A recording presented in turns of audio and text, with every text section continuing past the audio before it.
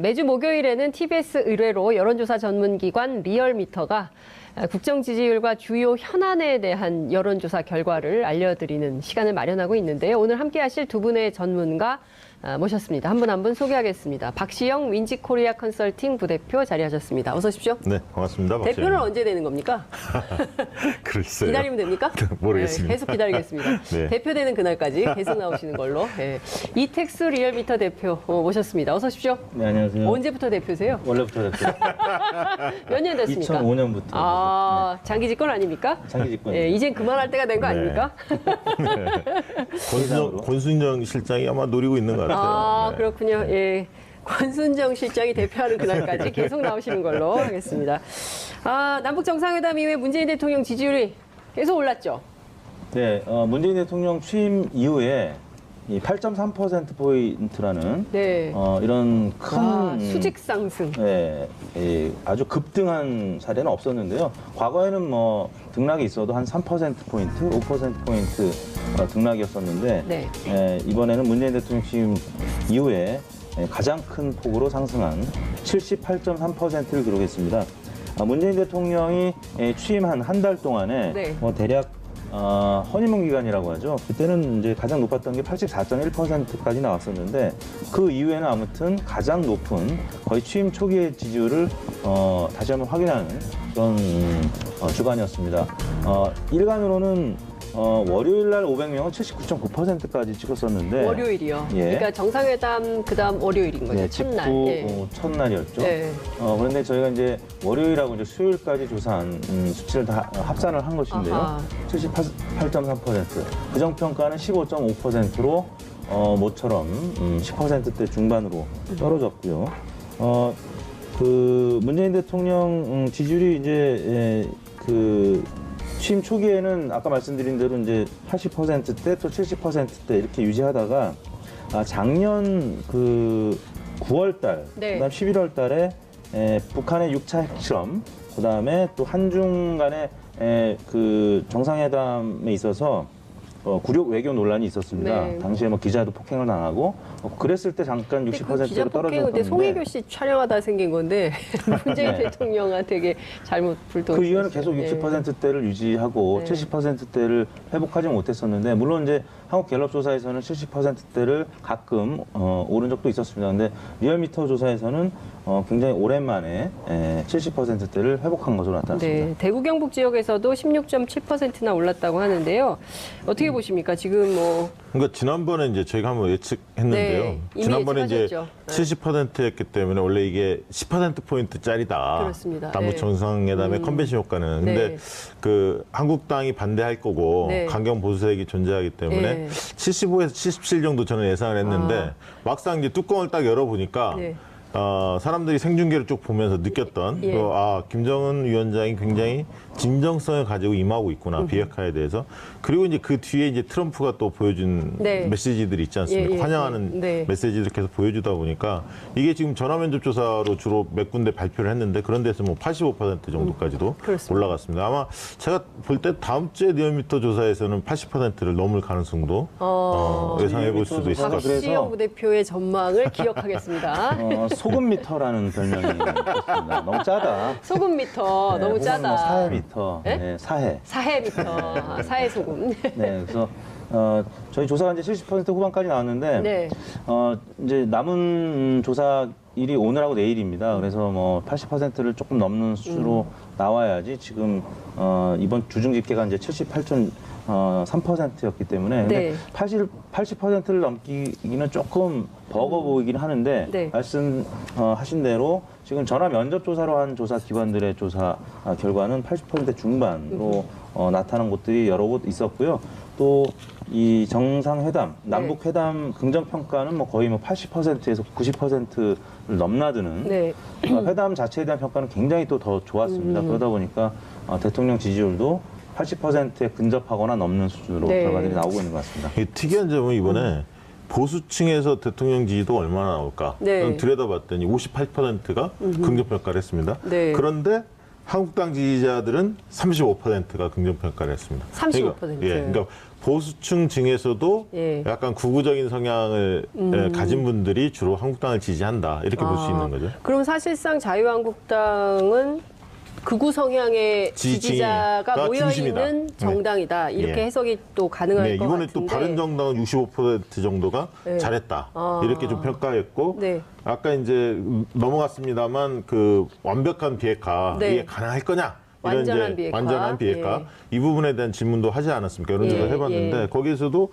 한국당에서 26% 정도가 한국당 지지층 가능할 것이다 이렇게 네. 응답했지만 보수층 전체로 보면 54%, 또 바른미래당 지지층은 60% 정도가 긍정 응답을 했습니다. 네, 거기까지 좀 묶어서 말씀을 좀 해주시죠. 이택수 대표께서 네, 북한의 CVID 비핵화. 네. 네. CVID 좀 네. 어렵습니다. Complete, 네. Verifiable, 예. Irreversible, 예. 그다음에 Dismantlement. 저는 예. 이 마지막 단어를 오랜만에 봐가지고 예. 보니까 이제 분해, 해체 뭐 이런 예, 뜻이더라고요. 예. 아무튼 CVID에 대한 가능성 여부를 국민들한테 TBS 의뢰로 저희 지금부터 조사했는데요. 네. 가능하다라는 의견이 71%, 불가능이 18%로 나타났습니다. 네. 가능하다는 의견이 이제 지난 뭐 연초에 김정은 위원장을 신뢰하느냐, 북한의 태도를 신뢰하느냐 등등을 물었을 때는 사실 부정적인 의견이 훨씬 더 많았었는데 네. 지난 이제 월요일 날 저희가 발표한 북한의 비핵화 또 평화정착 의지에 대한 국민 신뢰도에서도 3분의 2가량이 긍정적으로 응답을 했거든요. 근데 그보다도 사실 더 높은 수치로 지금 가능하다라고 응답을 했고요. 그 지지정당별로는 한국당 지지층만 이제 불가능하다라는 의견이 54%로 나타났고 나머지는 바른미래당 지지층조차도 50%가 넘는 59.9, 60%가량이 긍정적으로 평가를 했고 민주당 지지층은 뭐 91%, 정의당 86%가 CVID 비핵화는 가능한 조치다 이렇게 긍정적으로 평가했습니다. 사실 이게 이제 북미 정상회담의 예비 회담 성격이 강하기 때문에 사실 본론은 그러니까 비핵화의 본론은 이제 북미 정상회담에서 그리고 이제 트럼프 대통령이 워낙 또 자기 걸로 네. 만들기를 원하기 오벨상. 때문에 예 그렇기 때문에 이건 이게 일종의 보면 예정된 수순이 네. 있는 상황이어서 오히려 국민들이 더 안심하고 완전한 비핵화가 가능하다라고 보는 여론이 71.4%나 되는 것이 아닌가라는 생각이 좀 드는데 네. 제가 박시영 부대표께 꼭 여쭤보고 싶은 게 있었어요. 네. 자유한국당 네. 홍준표 대표. 네. 어떻게 해석하십니까? 이런 여론 지형에서 이분의 그 언행을 그러니까 어떻게 분석해야 될까요? 홍준표 대표는 좀 참지 못하는 스타일인 것 같아요. 그러니까 본인의 생각을 거침없이 드러내는데 제가 볼 때는 이 홍준표 대표가 전면에 부상하는 것 자체가 네. 자유한국당이 지방선거에서는 가장 큰 악재거든요. 왜냐하면 홍준표 대표에 대한 비호감도가 워낙 높기 때문에 이번 사안에 대해서도 뭐 보수 세력을 결집시키겠다 뭐 이런 네. 목적으로 얘기한 것 같다 이렇게 이제 말씀을 하시는데 네. 실질적으로 이제 말의 수위가 너무 나간 거죠. 뭐 위장 평화쇼. 남북한 모두 합쳐서 본인이 제일 유명한 것 같다. 김정은이 뭐 다음 대통령 될 다음 거다. 대통령이 될 막 거다. 이런 식. 그다음에 예. 뭐 창원에는 빨갱이 많다. 막 이런 식의 예. 발언들을 지금 계속 하고 있는데 상당히 의도된 발언입니다. 정치적 노림수가 있는 발언인데 과연 그렇게 해서 결집될 수 있는 보수층이 얼마나 있냐. 이따 이제 말씀드리겠지만 이택수 대표님께서 그 자유한국당 지지도 오히려 빠졌거든요. 그 이유가 있는 겁니다. 그리고 지금 벌써 오늘 강길부 울주군 네. 그 지역구를 둔 국회의원께서 당장 다음 주까지 사퇴하라고 사퇴해라. 했죠. 안 하면 나 중대 결심하겠다. 탈당 가능성을 내비친 거거든요. 민주당 입당 가능성도 나오고 있습니다. 그분이 이제 열린우리당 과거에 17대 때 소속된 의원이었고 지역구 이제 군수 선거에서 자신이 밀었던 후보를 전략 공천을 해주지 않자 아하. 이제 경선을 해서 자기가 밀었던 분이 패배를 했습니다. 예. 그러다 보니까 이제 당 지도부와 마찰은 있었지만 어쨌든 최근에 지금 보면 이제 그 광역단체장 후보들이 반기를 들고 있지 않습니까? 그래서 네. 자유한국당의 내용이 지금부터 좀 본격화되는 거 아니냐. 저는 바로 꺾일 것 같지는 않습니다. 왜냐하면 홍준표 대표가 조금 이 선을 물러나지 않는다면 이 마찰은 꽤 지속될 가능성이 있어 보입니다. 어떻게 보십니까? 자유한국당 문제. 네, 지금 자유한국당 지지율이 17.9%로 네. 20% 선이 무너졌네요. 네, 한 6주 동안 20%를 유지했었는데 3.2%포인트 빠진. 그러니까 최근 들어서 가장 크게 빠진 겁니다. 자유한국당이 그 보수층이 결집하면서 좀 네. 지지를 좀 해주고 있었던 보수층이 좀 지지를 몰아주고 있었던 상황이었었는데 이 홍준표 대표가 너무 좀 지나치게 홍준표 대표 바둑을 잘 두시는 분인데 네. 이 호흡 조절도 잘 하시거든요. 근데 지금 알까기라고 있는 게 너무 마음이 급해요. 네, 지금 그 상대방 도를 막 밀어내기 위해서. 근데 뭐 그러다 보니까 이제 강길부 의원이 지금 탈당을 불사하는 즉각 사퇴. 근데 그 기사의 댓글이 가장 많은 게 뭐냐면 홍준표 대표 사퇴는 안 된다. 끝까지 버텨달라. 당대표를 해야 된다. 자유당을 소멸시킬 수 있는 사람은 홍 대표 말고는 없다. 뭐 이런 식의 댓글이 굉장히 많아요. 예. 헛소리 하지 마세요. 홍준표는 지금 잘하고 있습니다. 나대지 말고 예. 강길부 의원 입을 좀 닫아주세요. 뭐 이런 식의 예. 댓글이 지금 상위권에 지금 현재 보실 수 있는 댓글들인데 아무튼 네. 그러다 보니까 당 지지율이 지금 많이 빠졌고 지금 심지어는 그 자당의 후보들이 한국당 팻말도 떼고 한국 그 기호도 떼고 이렇게 선거 운동을 하고 있단 말이죠. 오로지 빨간 점퍼. 네, 답답한 노릇이죠. 네. 이게 저 알까기 말씀하시니까 갑자기 최양락 씨가 이게 이제 홍준표 재밌는 대표가 라디오. 예. 계속 전면에 나서면 예. 선거전이 어떻게 되냐면 다른 프레임이 싹 사라지고 아하. 문재인이냐 홍준표냐 대중의 머릿속에 그렇게만 딱 들어갑니다. 그래서 인지도는 대통령 계속 공격하니까 네. 그러면 지방선거에 다른 프레임이 보이지 않고 네. 뭐 예를 들면 뭐 중간평가, 정권 심판론 이런 거 다 보이지 않습니다. 그럼 선거 전략인가요? 그래서 제가 볼 때는 이상하다는 이상한 거죠. 선거 예, 전략인데 이상하다는 이기려고 해야 되는데 왜냐면 이게 오히려 떨어지지 않습니까? 평화 이슈를 건드니까 평화냐 대결이냐 평화냐 전쟁이냐 그렇습니다. 이런 어떤 구도도 형성이 되네. 더 나아가보면 네. 그런 구도 더 겉에 비춰지는 이미지는 문재인과 그냥 홍준표만 딱 보여지는. 근데 이건 가능성이 어떻습니까? 남경필 지사가 네. 나라를 통째로 넘기시겠습니까? 라는 구호를 그래도 경제는 자유한국당이다. 이런 방식으로 네. 표를 좀 바꾸자라고 제안을 했어요. 이 제안을 받을까요, 우선? 근데 그게 통째로 넘기시겠습니까? 이게 홍준표 대표가 쓴 글이다 이런 얘기가 있던데 맞습니까?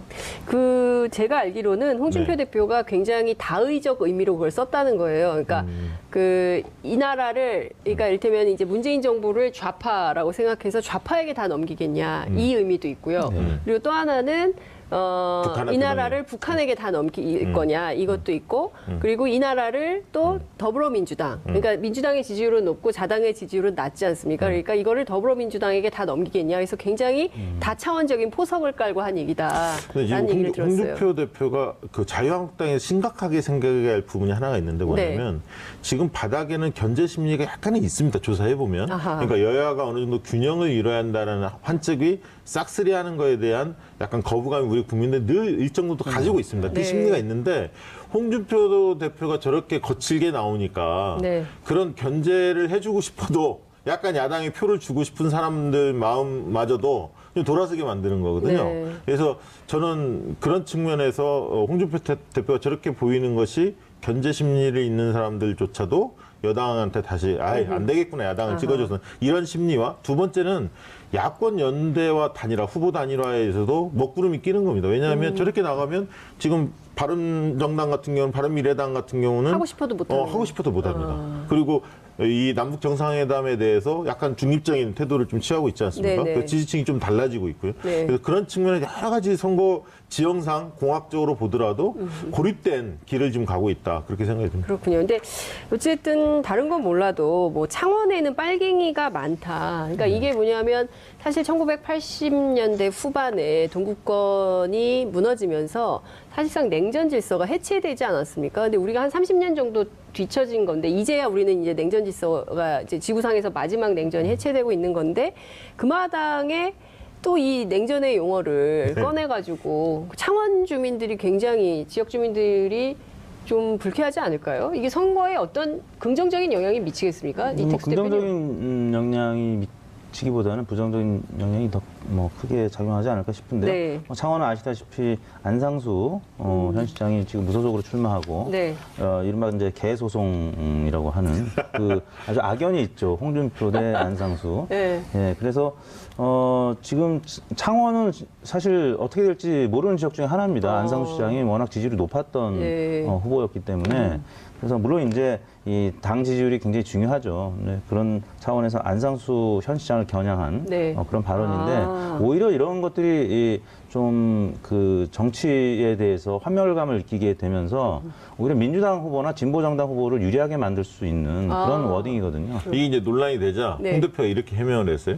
자기가 도지사 시절에 네. 무상급식이나 진주의료원 폐지 관련해서 좌파들이 시위를 많이 했다. 예. 창원에서. 예. 그렇게 얘기하면서 경상도에서는 반대만 하는 사람들 농담 삼아 빨갱이라고 한다. 이런 식으로 이렇게 약간 피해 나갔는데 그래요? 경상도 분들이 들었을 때 이 말을 어떻게 느껴질지. 글쎄요. 제가 예. 보기에는 이게 굉장한 혐오 대상으로 만드는 네. 거거든요. 그러니까 약간 이게 인종차별처럼 그런 혐오로 만드는 건데 이런 것을 공당의 대표가 이렇게 얘기를 해도 되는 것인지는 좀 의문이고 또 하태경 하나는 의원이 그래서 이제 홍갱이라는 얘기를 또 써서 또 댓글이 모처럼 하태경 의원한테 무호적으로 나오는. 홍갱이. 예, 홍갱이. 홍갱이가 훨씬 더 입에 착착 붙는데요. 양갱이가 떠오르는데 홍갱이니까. 그러니까요. 참 대한민국 모든 이들이 정말 언어의 마술사들이에요. 요술사라고 붙여도 되지 않을까 싶은데 그 홍준표 리스크라는 말이 지금 나오고 네. 있는데 그 지난주에 이제 황교안 전 총리 러브콜 했는데 본인 거부했다고 선대위원장. 했잖아요. 선대위원장 안 받았잖아요. 근데 네. 이제 이 자유민주주의 관련해서 또 이제 나섰습니다. 누가요? 누굽니까? 황교안. 황교안 전 총리가 이거 교과서 집필 관련된 것 때문인데요. 네.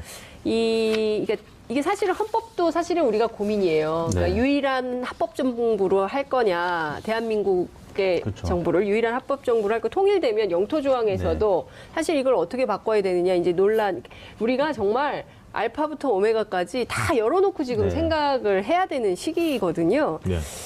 그런데 이제 여기서 무슨 얘기를 하냐면 황교안 전 총리가 자유민주주의를 민주주의로 바꾸겠다는 것은 그러면 인민민주주의로 바꾸겠다는 거냐. 네. 그래도 이런 얘기를 합니다. 이것도 사실은 이념 공세거든요. 그렇죠. 그렇지 않습니까? 네. 어떻게 보십니까? 저는 뭐 이거 기사를 간단히 봤는데 기존의 역사교과서 이게 안이 나왔다가 또 네, 검토하면서 그렇습니다. 6.25 남침 그런 부분들도 기술을 하고 네. 이 자유민주주의에서 자유를 들어갈 거냐 말 거냐 얘기했는데 그동안에 학계에서 보편적으로 썼던 게 민주주의 용어였고 6.25 문제도 남침이 기본 학설이니까 주장이니까 그런 것들을 보편적인 걸 썼다 이렇게 좀 입장을 내고 있거든요. 그래서 제가 볼 때 지금 이렇게 입장을 낸다 해서 이 이슈가 무슨 커질 가능성도 있는 건 아니고 본인의 어떻게 보면 보수층을 향해서 본인의 존재감 그리고 그 어떻게 보면 이후에 네. 지방선거 이후에 보수가 재편되는 과정에서 뭔가 역할을 하시려고 하는 게 아닐까 그렇게 생각이 듭니다. 근데 저는 이제 교과서가 또 되게 예민한 쟁점이잖아요. 그래서 제가 보기에는 이것도 하나의 이제 주한미군 철수 주장을 논쟁 포인트로 삼는 것처럼 교과서도 또 다른 이제 논쟁의 포인트로 삼으려고 하는 것은 아닌가. 이게 선거 전략. 근데 제가 네, 이렇게만 네. 얘기할게요. 지금 이게 뭐냐면 남북 정상회담이 이렇게 비춰지면 위에 왜 크냐면 네. 이게 하나의 회담으로 끝나는 게 아니라 북미 정상회담도 있지만 네. 이 문제를 사람들이 바라보면서 50대들은 자기의 아이들의 이제 군대 문제를 고민하기 시작하고 네. 군대를 앞둔. 그다음에 이제 예를 들면 주식의 가치들도 올라갔고 기업은 기업대로 아니, 고민이 경협이 많고요. 엄청나죠. 예, 경제적인 문제가 예, 있죠. 예. 그래서 이 문제가 나하고 상관이 없는 나라의 일로만 생각했다가 생각해 보니까 자신과 관련된 삶 속에 관련된 그렇습니다. 문제라는 거를 점차 느끼고 있는 거예요. 네. 그렇기 때문에 이 이슈가 뭐 단기간에 사그라들 가능성이 거의 없고 네. 또 북미 정상회담이 있기 때문에 계속 이어질 가능성이 있습니다. 그래서 저는 지방선거 끝까지 관통할 거다 이 이슈는. 그래서 다른 이슈가 네. 끼어들 틈이 별로 없을 것 같다는 생각이 듭니다. 지방선거 얘기 좀 해보죠. 네. 시간이 없어서 큰일인데. 자유한국당 오늘 뭐 언론 보도를 보니까 민주당이 한 11곳 정도 우세할 거다라는 전망이 좀 나오고 있고 그리고 또 누가요? 누가 전망한 거예요? 민주당 아, 내에서? 민주당 안에서 그리고 또 하나는 재보선 네. 재보선 구역이 지금 11곳. 11곳으로 확정됐지 않습니까? 여기도 이제 제1당 지위를 놓고 이제 네. 어떤 당이 할 거냐 뭐 이제 이런 얘기가 나오던데 어떠세요? 지방선거, 재보선 선거 네. 상당히 유리할까요? 아니면 또 다른 변수가 좀 생길 수 있을까요? 지금 어떻게 이제 보십니까? 지난주 금요일 날 있었던 남북 정상회담 이 소식 때문에 문재인 대통령 지지율이 워낙 많이 올랐고 네. 민주당 지지율도 지금 올랐고 또 앞으로 이제 계속 발표될 각종 지방선거, 광역단체장, 기초단체장 선거 결과를 이제 보게 될 텐데 네. 민주당 강세가 당분간은 지속될 가능성이 높습니다. 가령 이제 김경수 대 김태호 대결도 지난주에 드루킹 사건이 이제 본격화되면서 좀 지지율 격차 줄어들었었는데 오늘 저녁 때 이제 경남 MBC를 통해서 저희 조사한 게 이제 발표가 될 텐데요. 네. 또 양상이 많이 바뀐 모습을 오늘 저녁 때 보게 될 텐데 아무튼 민주당의 당분간의 이제 초강세는 불가피해 보이고 또 북미 정상회담이 남아있기 때문에 지금 아까 민주당이 11석 저는 굉장히 보수적으로 본 거라고 봅니다. 12석, 13석까지도 충분히 가능한 지금 상황이고 한국당이 지금 굉장히 문제인데 네. 대구, 경북을 제외하고는 홍준표 대표가 지금 목표로 하고 있는 6석이 굉장히 어려워 보이거든요. 네. 그러다 보니까 지금 홍준표 대표가 6개 중에 하나로 꼽았던 인천 유정복 시장조차도 홍준표 대표를 비판하고 나섰단 말입니다. 그러니까요. 그러니까 본인 스스로가 아는 거죠. 인천이 굉장히 지금 어려워지겠구나. 이대로 갔다가는 나의 당선도 지금 어려울 수 있다라고 지금 생각하는 후보들이 많이들 생기고 네. 있다라는 저도 거죠. 인천은 특히 서해 평화지도 이런 게 생기면 네. 경제 발전이 굉장히 네, 많이 될 텐데. 저도 예. 비슷하게 판세를 보는데요. 예. 자유한국당이 앞서 있는 거는 대구 경북밖에 없습니다. 그러니까 그리고 이제 대구시장, 경북지사 경북지사. 딱 두 그다음에 군데인 건가요? 이제 무소속인 원희룡 지사가 네. 이제 제주에서 좀 접전을 벌이는 것 같고요. 세 군데가 가장 그래도 좀 붙어 있는 지역이고 네. 말씀하신 대로 경남 그동안에 좀 좁혀졌다가 조금 더 벌어지는 양상인 것 같고요. 부산은 그러면 벌어졌다는 게 누가 더 위에 있다는 겁니까? 김경수 후보가 좀 앞서 있는 거죠. 왜냐하면 김태호 그 후보의 워딩을 보면 알 수가 있습니다. 왜냐하면 문재인 대통령 훌륭하다고. 홍준표 대표에 대해 비판하지 비판하고. 너무 막 나가다, 예. 앞서 나갔다. 예. 그 얘기는 뭐냐면 바닥 민심이 돌아서는 거거든요. 그리고 네. 보니까 후보들이 그렇게 그 이야기하는 현장에서 겁니다. 선거운동하면 다 느껴지지 않습니까? 네, 그리고 오늘 예. 김경수 의원이 내일 경찰에 출두하는데 조사 받으러 가죠. 오늘 배지를 참고인. 던졌거든요. 예. 그 얘기는 배지 신분이 아닌 상태에서 조사 받으러 가겠다. 어떻게 보면 지지자들한테 자신감을 심어주는 겁니다. 저는 무죄다. 걱정하지 네. 마시라. 이 얘기를 하고 싶은 거거든요. 사실은 지금 시점에 던졌다는 거는 예. 조사를 앞두고 하루. 저는 뭐 그런 점에서 보면 부산은 상당한 격차가 좀 느껴집니다. 오거돈 후보가 상당히 앞서 있다는 얘기들이 네. 많이 있습니다. 그래서 지금 시점으로만 당장 한다면 뭐 13석, 14석까지도 민주당이 좀 가능한 수치가 나오는 거죠. 그렇군요. 재보선은 어떻게 될까요? 재보궐선거는 11석 예, 박정부 걸렸는데. 대통령이 저는 조금 더 재보수 11석인데 제가 예. 보는 경우 견해는 예. 8대3 내지 7대4 정도로 민주당이 앞설 것으로 그렇게 전망합니다. 8대3? 내지 7대4. 7대4. 예, 그렇군요. 어찌됐든 지금 선거긴 하지만 별로 선거보다는 남북관계 급진전에 국민적 관심이 훨씬 큰 그런 상황이 아닌가 싶습니다. 어쨌든 계속 여론의 추이를 보면서 네. 따라가도록 하겠습니다. 오늘 말씀 여기까지 듣죠. 고맙습니다. 네.